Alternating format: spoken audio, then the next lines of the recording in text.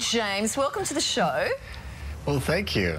You haven't changed one bit since those Dawsons. You must get recognised all the time, do you? Oh, God, really? I don't know. You haven't? I saw one of those clips. I was like, oh, boy, that felt like a long time ago. Now, you're playing yourself sort of thing now, right? Tell us about that. Yeah, well, Don't Trust the Bee in Apartment 23 is just, it's just pure fun. It was, I play a bizarro world version of me, and it's basically our way of making fun of actors in general. So please tell me you didn't have to audition to play yourself.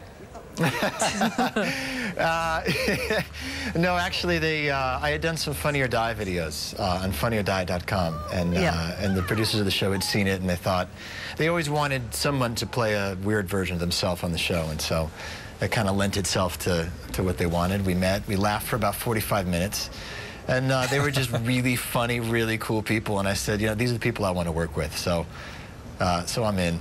Okay, how much of you is in this character? We say that it's kind of you. Is it really, really you, or just kind of maybe you? I mean, I think some of the smart-ass humor is probably me. Yeah. You know, we both wear socks, and that's about where the similarities end, I think. Yeah. But the character is on Dancing with the Stars. I mean, is that something the real James Van Der Beek would ever do? Would you do that? I mean, I'd been offered Dancing with the Stars, which is kind of a wake-up call as an actor when that offer comes in. Yeah, I thought it'd be a lot more fun if the fake me went on the fake Dancing with the Stars, because the real one is too much work. Now, take us back to the height of Dawson's Creek in the popularity department. Things must have been absolutely crazy for you then.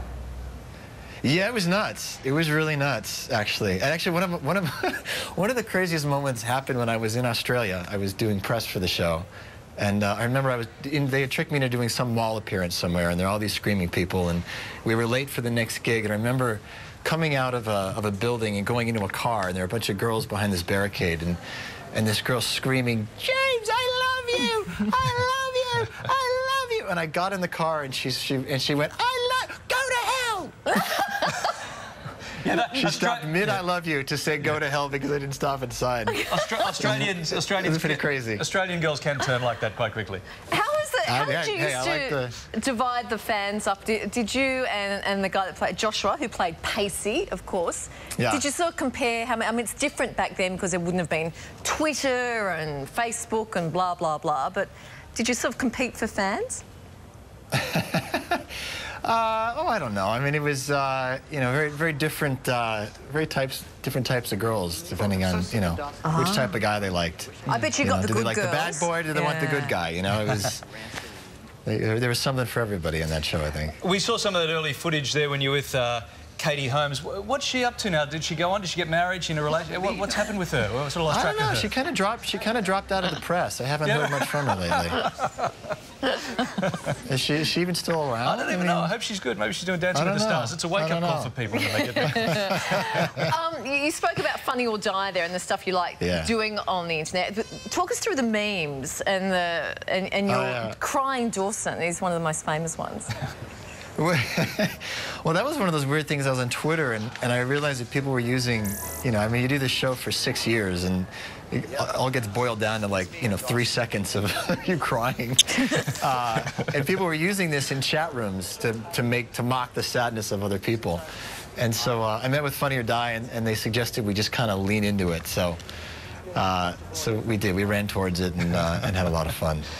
So you're saying no to Dancing with the Stars. You're not at that point in your career yet. What if Hollywood execs got together and said, "Hey, let's do a Dawson's Creek reunion"? Would you do it?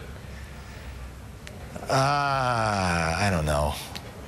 I'll take that as a no. Yeah, I'm going. I'm not sensing much enthusiasm. I'm hearing I'd do Dancing with the Stars before I did that. I mean, I just don't know that there's really anything to do. To be honest with you, it's funny. It's weird even to talk about it. It's something I did so long ago. It's, you know, I mean, I'm very flattered whenever people say that they connected to it or they watched it or it had some kind of effect on them. But I don't know. It's something I feel a real distance from, to be quite honest with you. Oh, okay. That's interesting. Yeah. Now that all these DVD box sets are coming out, are you finding that there's a whole new generation James, who are finding Dawson's Creek and discovering it and loving it, much as we may have done, you know, 15 years ago? Yeah, it's really interesting. I guess that's what social media can do too. Is you know, I'll hear from people who just watched it for the first time, and the immediacy, you know, that's there is really interesting to me. I mean, it's so flattering when, you know, you do so much work as an actor, but to have any of it remembered this long after you finished it is really pretty rare. So, you know, I definitely appreciate it.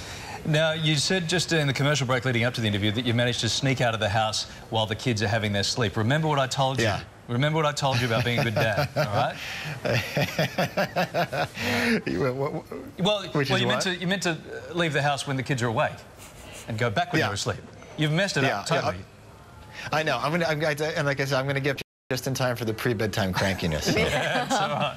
Yeah. All right. Hey, James, what a treat to talk to you. Thank you very much for coming in the studio there in LA. Oh, thank you. Thank you. Yeah, okay. I'm only